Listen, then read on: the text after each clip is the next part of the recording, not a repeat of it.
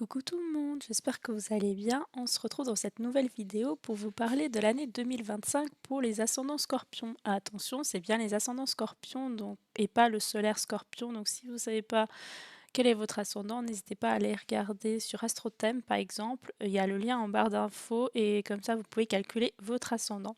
Donc si vous êtes ascendant scorpion, cette vidéo est faite pour vous. Donc la vidéo va se dérouler comme suit. Je vais d'abord faire du coup une analyse concernant les transits planétaires de 2025 pour du coup les ascendants scorpions et après un tirage de cartes pour l'année 2025 avec une carte pour chaque mois. Et donc petit disclaimer, c'est pas non plus une vidéo à prendre au sérieux à 100%. L'astrologie est juste un outil qui peut nous aider au quotidien, mais ce n'est pas non plus quelque chose qu'il faut absolument faire. Par exemple, si je vous dis que le mois de mars va être un peu plus compliqué, c'est pas forcément tous les ascendants Capricorne à qui ça va correspondre. C'est un tirage général.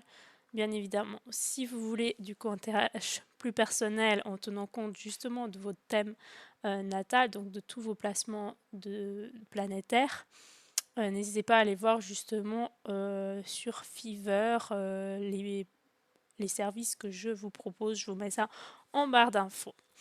Et bien sûr, vous avez toujours votre libre arbitre et vos propres choix à faire en astrologie, comme dans tout.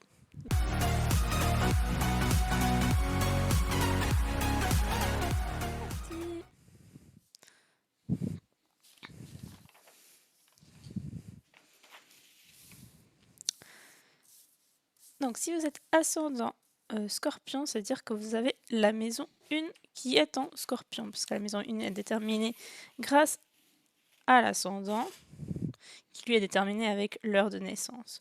Donc vous avez la maison 1 en scorpion, la maison 2 en sagittaire, la maison 3 en capricorne, la maison 4 en verseau, la maison 5 en poisson, et bien sûr je parle de maison égale du coup dans ce cas-ci. La maison 6 en bélier, la maison 7, il est où le 7? J'ai perdu le 7? Non. Pourquoi j'ai perdu le 7? Attendez, il faut que je retrouve le 7 du coup. Mais je l'ai foutu où? Pourquoi la maison 7 n'est pas là? Putain mais je suis... Ah! Non! Et c'est vraiment une blague, hein. Je l'avais tout à l'heure, je viens de faire une vidéo avant et j'avais la maison 7 et là je la retrouve plus.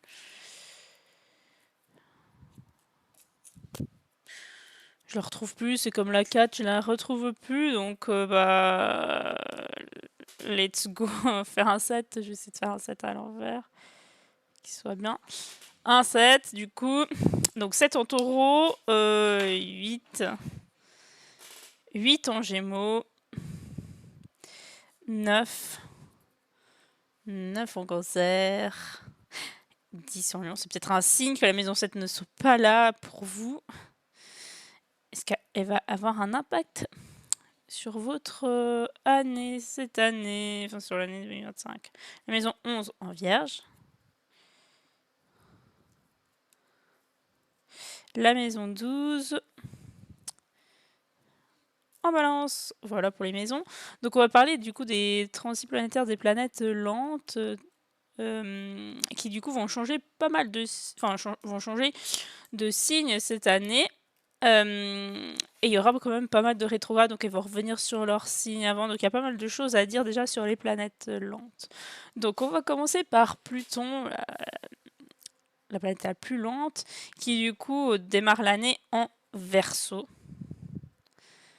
Donc ça se situe dans votre maison 4 et donc ça va rester toute l'année et pour les 20 prochaines années environ plus ou moins. Donc déjà, vu qu'elle impacte votre maison 4, ça veut dire que du coup il y a un impact par rapport à la famille. Il y a peut-être une transformation, du coup vu que Pluton c'est la planète de la transformation, genre on détruit un truc pour mieux reconstruire. Du coup ça va être peut-être une année où vous allez un peu... du coup vous séparer peut-être de votre famille, si vous étiez proche de votre famille.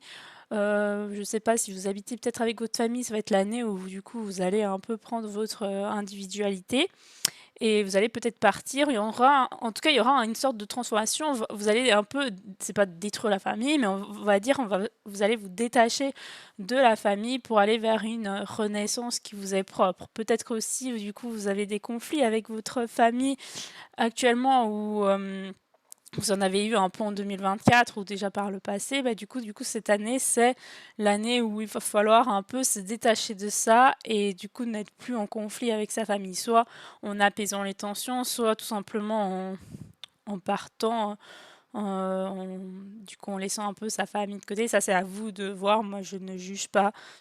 C'est vous qui décidez ce que vous voulez faire. Mais en tout cas, ce transit-là, il dit qu'il y aura quelque chose à faire avec la famille. Surtout qu'en fait, ça crée un aspect de carré avec votre ascendant. Donc, du coup, ça veut dire que cette transformation, enfin, ce transit, vous le vivez peut-être un peu mal, en tout cas quand Pluton était en Verseau, vous l'avez vécu plus mal que peut-être dans le passé. Mais après, c'est peut-être aussi une surcharge, enfin, déjà de plusieurs années qui s'accumulent, mais du coup, et là vous vous dites, bah stop, c'est fini quoi. Et donc ce transit-là, qui est un transit carré, dans l'aspect de 90 degrés, bah du coup, c'est un aspect négatif en astrologie, mais c'est aussi un aspect qui va nous permettre de surmonter ces obstacles-là. Donc, Pluton, c'est la meilleure planète, disons, pour surmonter et pour renaître de ses cendres. Vu qu'en plus, c'est votre planète maître de votre ascendant, quoi. Elle aura plus d'impact que une planète qui n'est pas la maître de votre ascendant. Donc voilà pour à peu près un peu un bref résumé du transit de Pluton, plus ou moins. Du coup, ça va durer toute l'année, et puis pendant les 20 prochaines années, peut-être du coup des remises en question par rapport à la famille, des petits blocages aussi peut-être par rapport à la famille, ou des choses comme ça. Ensuite, on peut parler de Neptune. Donc Neptune, il est en Poisson. Il est en Poisson, donc là, il est dans votre maison 5 et il était déjà un peu en 2024 et là, il va l'être jusqu'au 31 mars. Et du coup, dans votre maison 5, et c'est très positif pour tout ce qui est créativité, parce que Neptune, du coup, c'est la planète des rêves, des idéaux. Vraiment, on essaye de voir un peu ce qu'on veut dans notre vie en tant que rêve, qu'est-ce qu'on a comme rêve. C'est aussi notre part de subconscient, enfin, qu'on gère pas, vous savez pas trop. En fait, du coup, les, les pensées, elles sont là dans votre tête. Il y a plein de choses qui sont là dans votre tête, puis il y a des choses qui sont là, du coup, vous savez pas trop pourquoi c'est là, mais c'est là, c'est votre subconscient, et c'est vraiment la profondeur de votre âme, de votre être. Et du coup, le fait que ce soit en maison 5, ça veut dire que vous avez tendance peut-être à plus vous attacher à des choses qui sont créatives, qui sont en lien avec l'amour aussi, peut-être avec les enfants aussi. Vous arrivez peut-être plus à vous entendre avec les enfants ces temps-ci. Il y a des rêves d'avoir des enfants pour les personnes qui veulent peut-être avoir des enfants ou qui pensent fortement peut-être actuellement avec ce transit-là dans votre maison 5. En tout cas, il y a plein d'idéaux en lien avec la passion, la créativité, l'amour. Vous êtes un peu à la recherche justement de vous épanouir tout simplement, d'être aimé, d'aimer. C'est un peu vos rêves et tout ça. Donc en plus, ça crée justement un aspect de trigone avec votre ascendant. Donc en fait, c'est en accord, c'est un aspect très favorable.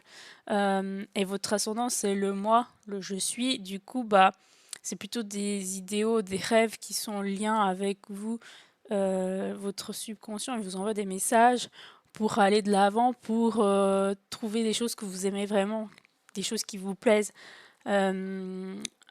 Vraiment, quoi. Donc en fait, ce transit-là, ça va rester jusqu'au 31 mars, pardon. Après, il va passer en bélier. Et là, justement, c'est bien parce que du coup, peut-être que Neptune déjà en Poisson, maison 5, bah, vous avez plein d'idéaux et tout ça, plein de rêves, de passions et tout ça, mais c'était pas forcément concret. En maison 6, c'est la maison du quotidien, de la routine. Peut-être que du coup, vous allez installer une nouvelle routine qui a pour but justement ces rêves-là que vous avez eus enfin déjà cette année 2024 et puis jusqu'au 31 mars. En fait, jusqu'au 31 mars, c'est comme si vous deviez un peu planifier, vraiment écrire tous vos idéaux, tout ce que vous rêvez, tout ça, tout ce qui vous fait plaisir en fait. Donc votre maison 5, tout ce qui fait un peu plaisir, tout ce qui est trait à la passion. Et que bah, du coup, après, à partir du 31 mars, vous êtes prêt à concrétiser cela, vu que Neptune, il va aller un peu dans votre maison 6, qui est vraiment la maison du quotidien, tout ça, peut-être de la maison de la santé aussi. Du coup, vous allez peut-être avoir de nouvelles idées, nouveaux idéaux pour avoir une meilleure hygiène de vie, une meilleure santé qui est alignée avec vous-même. Et cet aspect va faire un aspect de quinconce plus ou moins, hein, parce qu'il va être en début du bélier, donc ça dépend aussi à quel degré vous avez votre ascendant. Donc je grossis un peu les aspects, parce que du coup, sinon, c'est impossible de faire une vidéo générale, soi-disant. Du coup, voilà, donc c'est un aspect de quinconce. Donc l'aspect de quinconce, c'est ni positif ni négatif, c'est plutôt, enfin pour moi, c'est ni positif ni négatif, c'est plutôt genre une situation un peu floue. On ne sait pas trop où se positionner, on ne sait pas trop comment faire. Peut-être que là, vous allez un peu avoir du mal à vraiment concrétiser les choses. Ça se restera, parce que Neptune, c'est une planète assez flou, pas très, enfin c'est pas la planète la plus stable, c'est une planète vraiment de subconscient, de choses, de aura par exemple, de quelque chose qui ne se touche pas vraiment, mais qui est plutôt dans les ressentis. Du coup, ça peut être compliqué de pouvoir toucher ces rêves, pouvoir vraiment être sûr qu'ils sont concrets, que vous avez réussi à le faire. Au début, ça va risque d'être vraiment un peu compliqué parce que vous dites là, je sens qu'il faut que je fasse ça, mais comment m'y prendre et tout ça. Donc, au début, ça peut être compliqué, mais je pense qu'après, ce sera beaucoup plus facile que si c'était un aspect de carré, par exemple. Donc, Neptune, après, il reste donc du 31 mars jusqu'au 23 octobre. Il reste du coup en bélier. Et après, à partir du 23 octobre, plus ou moins, hein, c'est pas des dates fixes, parce que surtout que, vu que c'est une planète lente, à 0 degré déjà du bélier, on ne sait pas trop si c'est une énergie de bélier ou de poisson, parce que c'est à la limite. Du coup, c'est plus ou moins à partir du 23 octobre, je pense qu'il a 1 degré, il me semble que j'avais calculé comme ça les dates. Donc il va revenir donc il va rétrograder en Poisson, et donc là jusqu'au 31 décembre. Donc cette période-là, c'est à nouveau une période pour quand une planète rétrograde, c'est plutôt une période d'introspection où il faut qu'on réfléchisse à peu près à ce qu'il faudrait faire de mieux. Peut-être que justement à ce moment-là, au début de l'année, vous avez plein d'idées, plein de projets, plein de rêves concernant vos passions et qui vous correspondent, que c'est un trigone avec l'ascendant. Sauf que du coup, vous avez essayé de les rendre vivants, de les rendre réels, on va dire ça comme ça. Dès que Neptune y passe en bélier, c'est-à-dire à partir du 31 mars. Sauf que du coup, peut-être que vous n'avez pas prévu tous les petits imprévus. Et du coup, il y a des réajustements à faire. Et ces réajustements à faire, je pense qu'il faut les prévoir, notamment quand Neptune rétrograde en Poisson. Parce qu'en fait, il revient en arrière en mode hop, hop, hop, hop, attends. T'as pas fini totalement de faire ton plan, en fait. Il y a des failles dans ton plan. Du coup, tu peux pas avancer tant que le plan, il est pas clair, en fait, soi-disant. Donc là, la planète, elle vous permet en soi de revenir en arrière et de refaire les trucs qui n'étaient pas corrects pour pouvoir bien avancer et définitivement avancer, en fait. C'est à peu près comme ça que je vois les choses. Mais c'est plutôt, du coup très positif parce que soi-disant vous avez comme une deuxième chance en fait pour, revoir, du coup vos rêves et tout ça, pas que ce soit vraiment que des illusions fictives et pas concrètes. Donc voilà pour Neptune, je pense qu'on a fait à peu près le tour plus ou moins. J'ai résumé grosso modo, l'énergie et que créer les aspects du Neptune avec votre ascendant et puis du coup l'énergie que portait Neptune dans les maisons. On va passer à Uranus. Uranus, donc je laisse les aspects de fin d'année comme ça. Du coup, Uranus, il commence l'année, il est rétrograde, il commence l'année en taureau. Donc pour vous, le taureau, c'est la maison 7. Donc déjà, en 2024, il était en taureau, donc vous avez pu déjà ressentir cette énergie-là, je pense, un peu avant. Et en fait, bah, ça crée un aspect d'opposition avec votre ascendant. Donc déjà, Uranus, c'est la planète du changement, des imprévus, c'est aussi la planète un peu des nouvelles technologies, mais moi, je vous avoue que je prends plutôt la planète comme vraiment une planète de changement. Un peu comme... c'est pas totalement comme Pluton. Pluton, c'est vraiment un truc qu'il faut détruire. Mais Uranus, c'est vraiment genre un changement que la vie vous impose. Enfin, elle vous dit, il faut faire ce changement-là. Il y a des choses, des fois, imprévues qui se passent dans la vie. Et ben, pour moi, c'est un peu ça, Uranus. C'est qu'il y a des choses imprévues qui vous pousse un peu au changement. Et après, c'est toujours à vous de savoir s'y changer ou pas. Hein. L'astrologie ne va pas faire le boulot pour vous toute seule. Et puis, bah, c'est tant mieux aussi parce que bah, vous avez toujours votre libre arbitre. Comme je disais dans le disclaimer de la vidéo. Du coup, bah, Uranus en maison 7. La maison 7, c'est la maison du couple, c'est la maison du contrat aussi, c'est la maison des autres, tout simplement. Donc, c'est tout ce qui nous lie aux autres, notamment, par exemple, quand on est en couple, on est lié avec quelqu'un. Quand on a un contrat d'entreprise de travail, on est lié avec quelqu'un. Donc, c'est tout ça. Donc, bah, je pense déjà en 2024 et puis là, en 2025, il y aura pas mal de changements sur ce secteur-là, que ce soit du coup vous étiez en couple avant, vous n'êtes peut-être plus en couple, vous n'étiez pas en couple, vous étiez célibataire, vous allez être en couple, en tout cas, ou alors un nouveau contrat de travail qui va avoir lieu, il y a un changement au niveau du travail, vous étiez dans ce travail-là, maintenant vous ne l'êtes plus. En tout cas, il y a des changements avec bah, du coup les contrats, les relations aux autres tout simplement. Et bah, du coup, tout ça, ça vous chamboule un petit peu parce que bah, forcément, vu qu'il est un peu opposé à votre ascendant, bah, ce changement-là, il peut être compliqué pour vous parce que vous êtes en mode là, est-ce que ça m'effraie pas? Est-ce que j'ai pas peur de ce changement-là? Mais je dois quand même faire un changement par rapport à ça, en fait. Est-ce que je dois rester dans mon travail? Est-ce que je dois changer? En fait, ça me plaît plus mon travail, mais j'ai peut-être peur de changer. En fait, c'est des questions comme ça, un peu de vous hésitez ou par exemple, du coup, si vous êtes en couple, est-ce que vous avez peur de changer, de plus l'être? Ou je sais pas, il y a des choses peut-être comme ça. Et du coup, vu que c'est un aspect d'opposition, un aspect de tension quand même,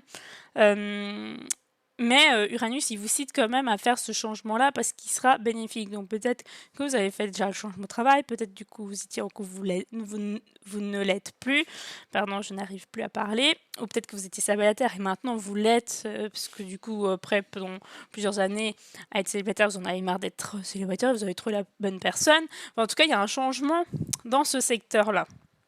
Et en fait, Uranus, il va rester en taureau jusqu'en juillet. Après, le 8 juillet, il va changer en Gémeaux. Donc, il va transiter votre maison 8. Et ça va créer un aspect de quinconce avec votre ascendant. Et du coup, la maison 8, c'est vraiment des changements profonds qu'il y a à l'intérieur de vous. Des changements que vous devez effectuer pour votre bien, en fait. Il faut vraiment aller fouiller au fin fond de vous, ce que vous cachez, tout ça, votre grande force intérieure. En vrai, c'est un peu votre maison, les scorpions. Hein. Et du coup, bah, il va falloir un peu creuser au fin fond de vous pour aller fouiller ce qu'il y a dans vos tripes et vous dire, bah non, maintenant, je n'accepte plus l'inacceptable. je fais les choses pour moi, soi-disant, mais ça risque d'être compliqué vu que ça fait un aspect de quinconce. Au début, comme je vous ai dit, l'aspect de quinconce est un peu flou. Ça veut dire que bah, vous avez envie, mais des fois vous êtes un petit peu tiraillé en mode est-ce que c'est bien ou pas. Du coup, vous savez pas trop comment effectuer ce changement. C'est plus un peu en mode vous êtes perdu dans votre changement, vous savez pas trop comment faire.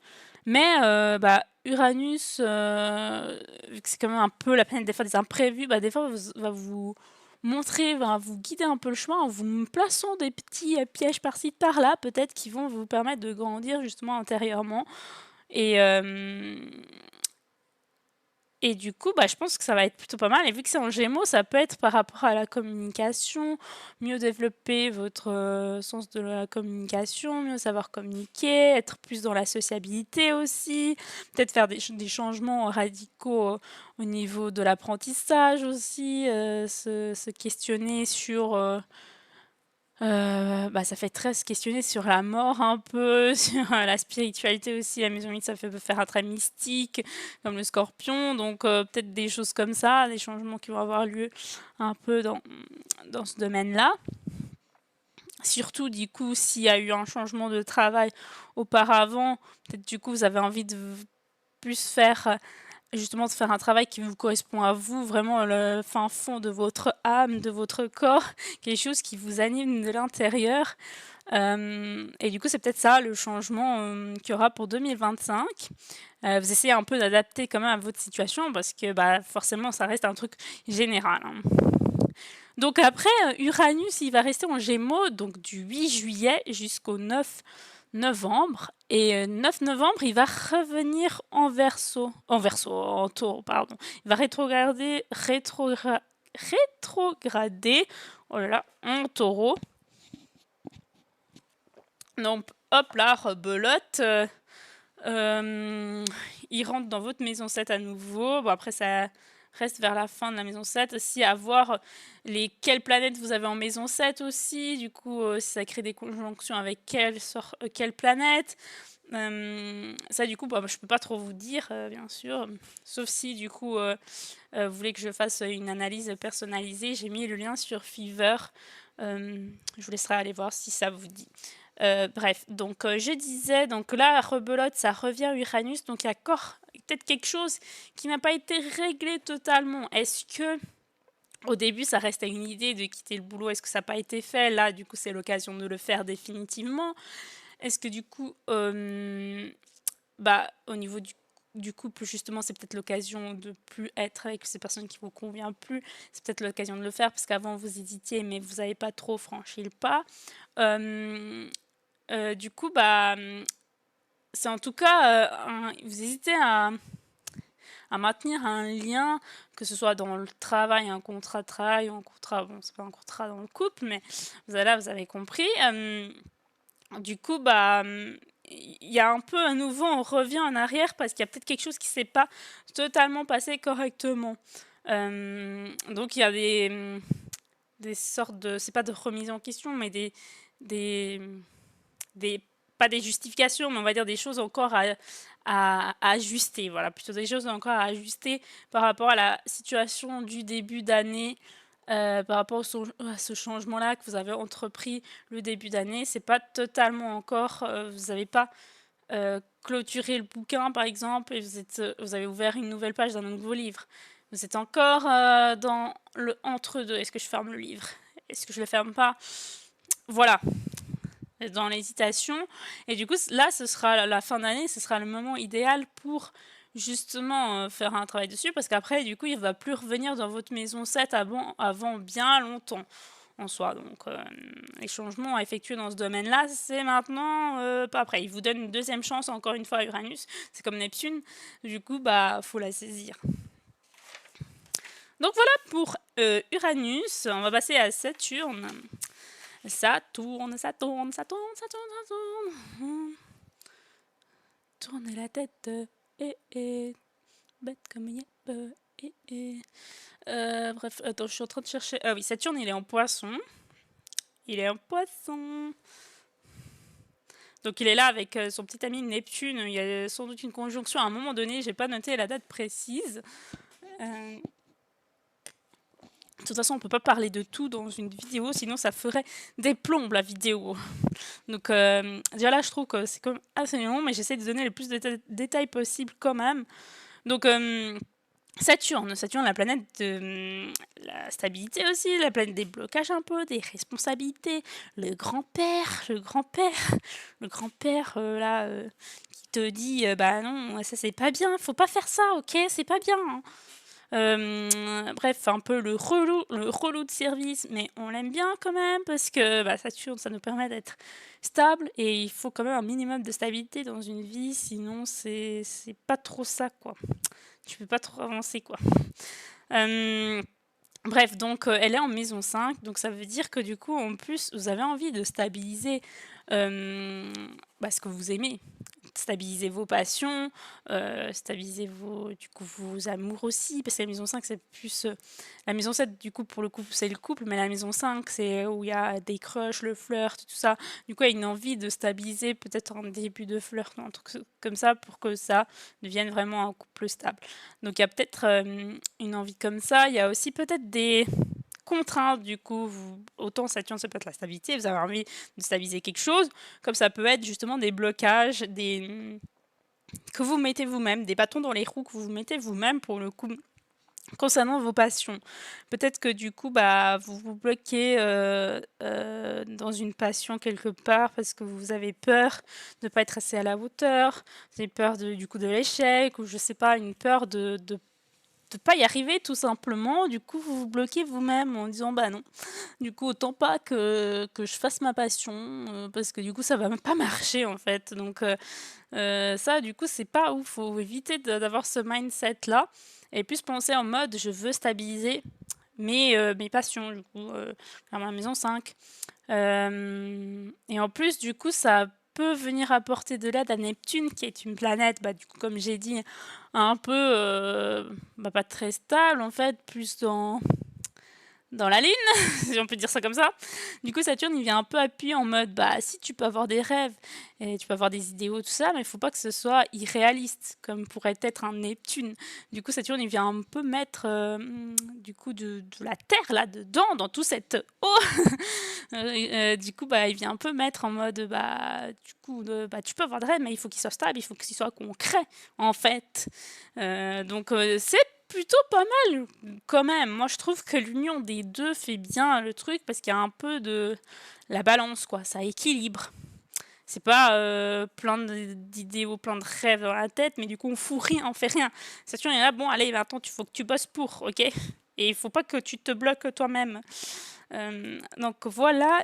Donc ça, c'est Saturne, il sera en Poisson jusqu'au 27 mai. Après, il va aller en Bélier, un peu comme le Neptune justement.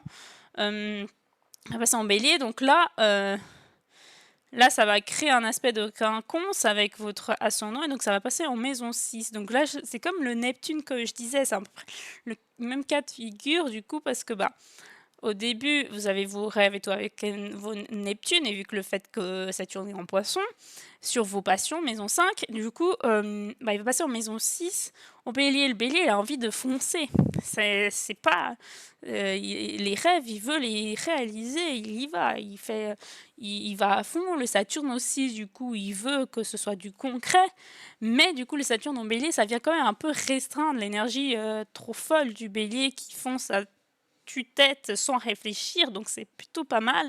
Il vient un peu stabiliser en mode, ok, il faut que tu fonces, mais pas tête baissée, tu réfléchis quand même un peu. En plus, en maison 6, c'est assez structuré, donc il y a une sorte de routine de quotidien à adopter, une nouvelle routine, un nouveau quotidien à stabiliser, mais sans pour autant se mettre de contraintes quand même, hein. Du coup, au début, ça risque d'être un peu compliqué, ça risque d'être flou parce que vous aurez envie de vous mettre des contraintes, des bâtons dans les roues en vous disant putain, mais non, je suis pas capable, ça marche pas, ça rend pas comme je veux. Et bah, c'est pas grave, ça rend pas comme vous voulez tant que vous le faites au final, et le rendu, au final, ce sera quand même bien parce qu'au final, c'est un rendu, c'est du concret, ça reste mieux que ce soit juste dans la tête, n'est-ce pas? Donc, du coup, ça vient vous dire un peu, il faut vous lancer pour changer votre routine aussi, pour avoir une meilleure hygiène de vie aussi, parce que la maison aussi, c'est la santé aussi, et qu'elle soit stable, du coup. Donc c'est plutôt pas mal. Et en fait, bah, Saturne, il va rester au Bélier du 27 mai jusqu'au 2 septembre. Donc c'est cette période-là où il faut un peu agir plutôt dans la stabilité, avec des règles quand même, d'agir carré, en mode structuré, tout ça, pour réussir à faire ce qu'on veut, quoi. Ensuite, Saturne, à partir du 2 septembre que je disais, il va à nouveau revenir en Poisson, il va rétrograder en Poisson. Donc là, à nouveau, un aspect de trigone avec votre ascendant. Et donc là, il y a à nouveau encore des petits trucs à rajuster pour rendre vraiment votre passion stable. Il y a encore des petits trucs à faire, comme avec Neptune. Il vous donne une seconde chance de revenir un peu en arrière et refaire, et pas commettre les mêmes erreurs que vous avez fait au début. Parce que bien sûr, on fait tous des erreurs au début, mais ceux qui sont cons, c'est ceux qui les font une deuxième fois, voire une troisième fois, mais bref. On n'est pas là pour juger, j'ai dit. Du coup, bah, Saturne, il vous redonne une deuxième chance en mode, bah, tu ajustes ce que tu as vu qui ça n'a pas marché tout à l'heure, tu refais un peu autrement pour avoir un deuxième résultat, parce que refaire pareil, tu obtiens exactement le même résultat. Donc c'est scientifique, c'est prouvé. Donc il faut faire les choses différemment si on veut avoir un résultat différent. Donc voilà pour Saturne. Ensuite, Jupiter, Jupiter. Ma planète préférée avec Vénus, mais on va pas parler de Vénus parce que du coup c'est quand même une planète assez rapide, elle change pas mal de signes et on serait là jusqu'à... Ce serait une vidéo de 5 heures quoi. Donc Jupiter, ma planète lente préférée. Il est rétrograde en Gémeaux. Il rétrograde en Gémeaux, du coup ça crée un aspect de quinconce avec votre ascendant. Donc Jupiter, la planète de l'expansion, de la chance, de la grandeur, de la réussite, de la joie, de la bonne humeur, de l'optimisme, de la chance. Oh, j'exagère un peu peut-être. Non, mais voilà, Jupiter, en maison 8, du coup, ça veut dire qu'il vous pousse à avoir une sorte d'expansion intérieure au fin fond de vous, de trouver un peu la lumière dans le noir et de trouver la joie et l'optimisme un peu cachés dans le noir de la maison 8, dans les sombres abysses du chaos de l'envers. Du coup, bah, Jupiter, il est là avec sa petite lanterne, lampe de poche, qui est en train d'illuminer les zones de lumière et en train de vous dire « Mais non, tu as ça pour y arriver, pour réussir, pour avoir une expansion de vie incroyable. Regarde, je t'apporte un petit peu de chance, tout ce qu'il te faut pour y aller de l'avant. » Du coup, en Gémeaux, ça peut être aussi par rapport à tout ce qui est communication. Il va peut-être vous mettre des personnes dans votre chemin pour mieux développer votre communication ou des personnes qui vont justement devenir vos amis, voire plus. Et peut-être aussi une sorte d'expansion intellectuelle en faisant, je sais pas, des cours sur quelque chose, en se cultivant sur, comme j'ai dit, avec un peu Uranus, sur tout ce qui est un peu peut-être astrologie, mystique et tout ça. Jupiter, il vient un peu agrandir cette notion-là aussi de ce qui, du coup, la lumière qui est en vous, c'est peut-être ce côté-là un peu spirituel. Du coup, il vient agrandir cette part-là qui est un peu cachée peut-être au fin fond de vous. Donc, sauf qu'au début, du coup, ça a pu être déjà un peu en 2024, voire un peu avant. Jupiter était en Gémeaux avant, mais en 2025, ce sera un peu comme ça au début encore. Et puis pour le coup, là, peut-être que l'aspect de quinconce n'est plus... Oh merde, j'ai jarté le 10. Super. J'ai jarté la carrière professionnelle, tout va bien, hein. Pour le coup, peut-être que l'aspect de quinconce, il est plus trop si flou que ça qu'au début, vu que ça fait un petit moment que Jupiter il traîne dans le Gémeaux. Du coup, peut-être que maintenant c'est assez clair. C'est assez clair pour vous, il n'y a plus trop de doutes. Surtout qu'après Jupiter, il va passer en Cancer. Mais c'est incroyable parce que ça va créer un aspect de trigone. De trigone, les amis. Hein. Mais oui, c'est un aspect favorable. Mais oui, c'est clair. Donc Jupiter en maison 9, en plus, on en parlait de la spiritualité, des voyages, tout ça. La spiritualité, les voyages, la philosophie, la joie, l'optimisme. Jupiter était en maison 9, il est chez lui. Bon, il est en cancer, mais il est chez lui, soi-disant. Bref, du coup, il crée un aspect de trigone avec le cancer. Donc ça veut dire que, enfin, l'ascendant avec le Jupiter, bref. Ça va vouloir accroître, grandir ce secteur de la maison 9. Vous aurez envie du coup de partir à l'étranger, de voyager, découvrir de nouvelles choses, découvrir de nouvelles cultures, de nouvelles religions, pourquoi pas, être encore plus lié à l'astrologie ou des choses comme ça. Ça va encore plus, tout ça va encore plus grandir et ça va être votre bonheur de l'expansion, le bonheur de la réussite. Pardon, la réussite. Et du coup, en cancer, ça peut être qu'aussi vous avez envie de faire ça chez vous, dans votre cocon, chez vous tranquille. Donc ça peut être un voyage physique, comme il peut être spirituel aussi, si vous voulez rester chez vous ou que vous êtes quelqu'un qui est assez casanier. Du coup, voilà, donc c'est très bien. Jupiter, il va passer en cancer, je vous ai dit, à partir du 10 juin. Donc jusqu'à la fin de l'année, et puis en 2026 aussi, mais du coup jusqu'à la fin de l'année, parce que là on parle de 2025. Donc il faut profiter de ce moment-là pour justement être encore plus en lien avec vous, parce qu'en plus avec un aspect de trigone avec votre essence même, donc vous serez dans la joie, dans l'optimisme, dans le bonheur, vous aurez trouvé du coup tout ce qui vous convient dans la spiritualité. Voilà, quoi de mieux?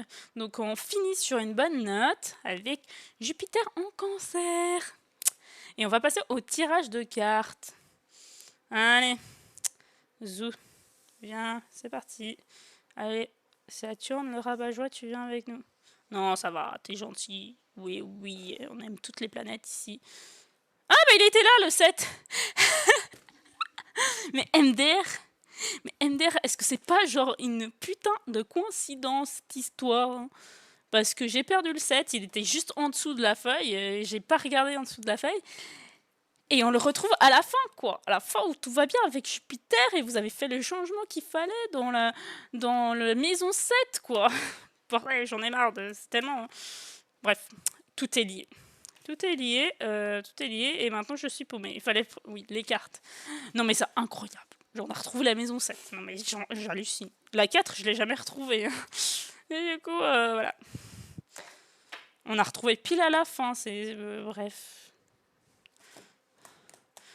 Allez, alors qu'est-ce qui vous réserve cette année en camp, en 2025? Bon, les ascendants scorpions.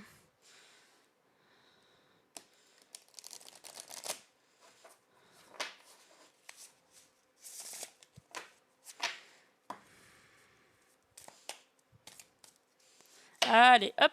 Alors, janvier, février, mars, avril, mai, juin. Et du coup, vu qu'on a retrouvé la maison 7, en fait, ça se trouve, justement parce que du coup, le changement a effectué. Si vous étiez célibataire, vous allez peut-être être en couple. Au début, on ne le trouvait pas, la maison 7. Après, à la fin, on l'a retrouvé. Je dis ça, je dis rien. Je dis ça, je dis rien.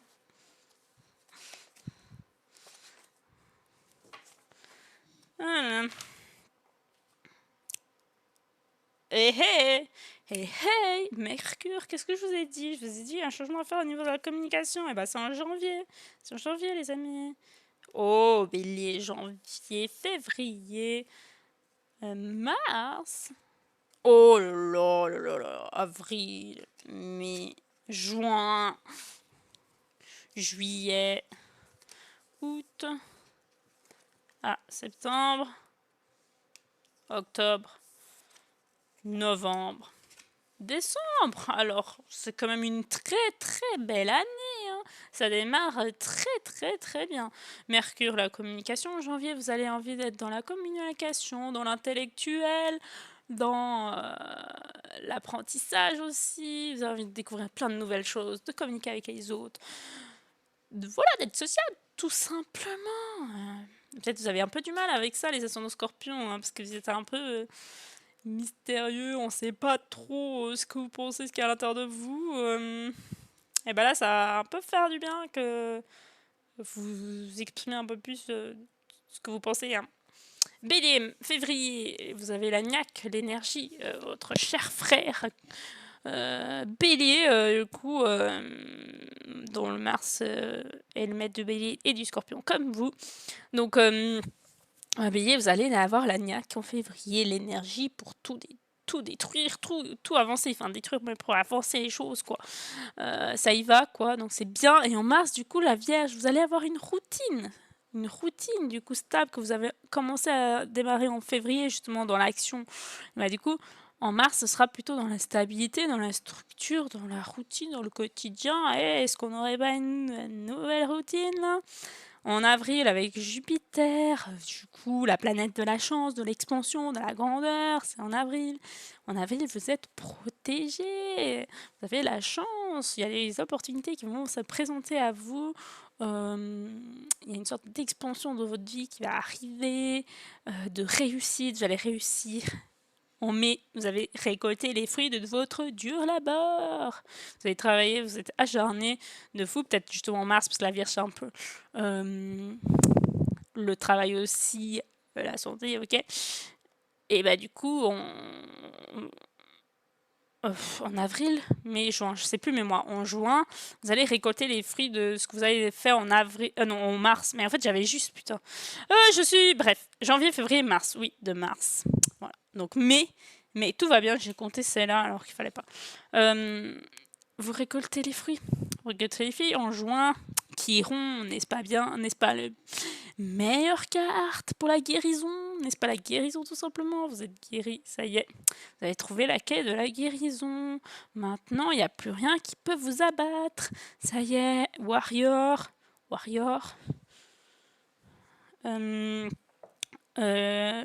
Juillet. Non, ça c'était en juin. Juillet, vous allez avoir beaucoup de travail. Donc, est-ce que c'est un nouveau travail, de nouvelles responsabilités?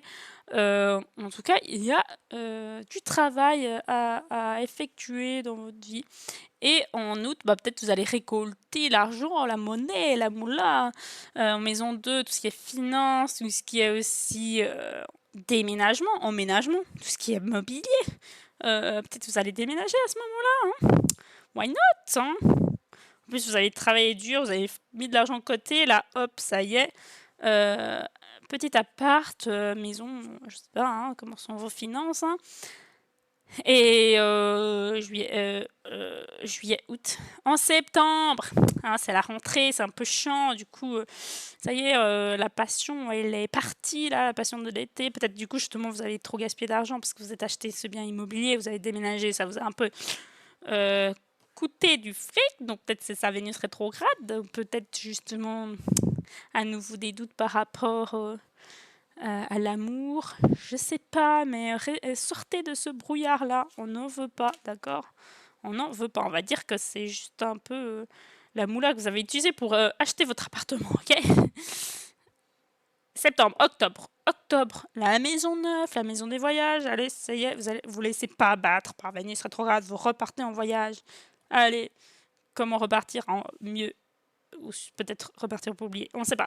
Bref, mais en tout cas, vous allez, ou peut-être un voyage spirituel, en tout cas lié à la spiritualité, la philosophie, les religions, mais vous serez bien, parce qu'il y a le soleil.